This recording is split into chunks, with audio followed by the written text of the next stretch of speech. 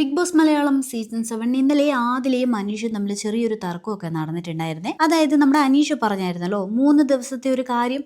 ആ ഒരു ടോപ്പിക്ക് ഇന്നലെ ആദില വീണ്ടും എടുത്തിടുന്നുണ്ട്. 3 ദിവസം എന്നത് നിങ്ങൾ പറഞ്ഞത് കള്ളമല്ലേ എന്ന് ആദില അനീഷിന്റെ അടുത്ത് ചോദിച്ചു. അപ്പോഴ് അനീഷ് പറയുന്നുണ്ട്, അത് ഞാൻ നിങ്ങൾക്ക് കോള് വന്നതിന് കുറച്ച് സമയം കഴിഞ്ഞിട്ടാണ് എനിക്ക് കോള് വന്നത്. ഏറ്റവും ഒടുവിലാണ് എനിക്ക് കോള് വന്നത് എന്ന് ബോധ്യപ്പെടുത്താൻ ഞാൻ 3 ദിവസം എന്ന് പറഞ്ഞത്. ഞാൻ പറഞ്ഞത് കള്ളമാണ്, അത് ഞാൻ അക്സെപ്റ്റ് ചെയ്യുകയും ചെയ്യുന്നു. അതുകൊണ്ടാണ് ഞാൻ ലാലേട്ടന്റെ മുന്നിൽ വെച്ച് ഒന്നും മിണ്ടാതെ നിന്നത്. ഞാൻ തെറ്റ് ചെയ്തിട്ടുണ്ടെങ്കിൽ അത് അക്സെപ്റ്റ് ചെയ്യാനുള്ള നട്ടല് എനിക്കുണ്ട്. ആ ഒരു കാര്യത്തിൽ ഞാൻ സമ്മതിക്കുന്നുണ്ട്. വേറെ എന്തെങ്കിലും ഒരു കള്ളം ഞാൻ പറഞ്ഞിട്ടുണ്ടെങ്കിൽ ബിഗ് ബോസ് അതിവിടെ തെളിയിക്കട്ടെ.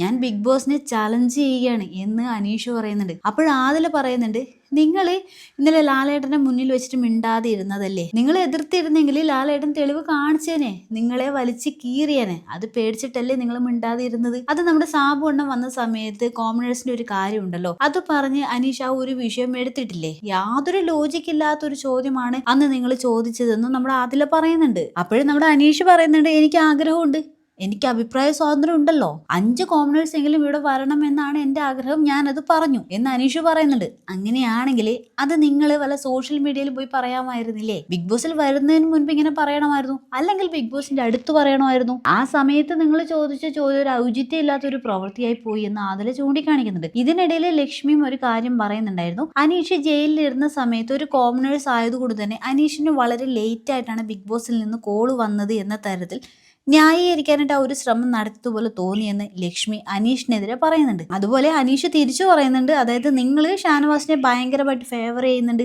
നിങ്ങൾ ഷാനവാസിനെ കുറിച്ചൊന്നും പറയാറില്ല, ഷാനവാസിന്റെ തെറ്റുകൾ ചൂണ്ടിക്കാണിക്കാറില്ല എന്നൊക്കെ അനീഷ് നമ്മുടെ ആദിലയുടെ അടുത്തും പറയുന്നുണ്ട്. അങ്ങനെ ആദിലയും അനീഷും തമ്മിൽ ഇന്നലെ ചെറിയൊരു ചെറിയ തർക്ക സംഭാഷണമാണ് അവിടെ നടന്നിരുന്നത്. ബിഗ് ബോസിനെ ഇവിടെ അനീഷ് വെല്ലുവിളിച്ചിരിക്കുന്നത്, ഞാൻ വേറെ എന്തെങ്കിലും കള്ളം പറഞ്ഞിട്ടുണ്ടെങ്കിൽ ബിഗ് ബോസ് അത് തെളിയിക്കട്ടെ എന്നാണ് അനീഷ് പറഞ്ഞിരിക്കുന്നത്. ഒരു കള്ളം പറഞ്ഞത് പിടിക്കപ്പെട്ടപ്പോൾ ഇത് കള്ളമാണെന്ന് ഞാൻ സമ്മതിക്കുന്നു, ഇനി വേറെ വല്ല കള്ളത്തരവും ഞാൻ പറഞ്ഞിട്ടുണ്ടെങ്കിൽ അത് തെളിയിക്കുക എന്ന് പറയുന്നതിൽ വലിയ ലോജിക്കൊന്നുമില്ല കേട്ടോ.